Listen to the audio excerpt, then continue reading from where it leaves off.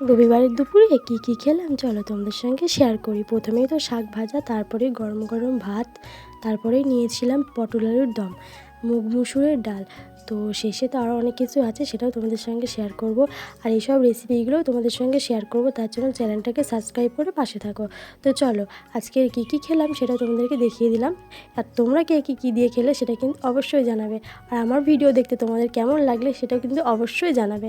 তো চলো প্রথমেই তো আমি শাক ভাজা দিয়ে খেয়ে নিলাম, এরপর পটল আলু দিয়ে খেয়ে নিচ্ছি, এবার শেষে খেয়েছিলাম মাছ। আর মাছটা তো খেতে খুবই ভালো লাগে, আর আমার তো মাছ খেতে খুব ভালো লাগে। তোমাদের কার কার ভালো লাগে সেটা কিন্তু অবশ্যই জানাবে।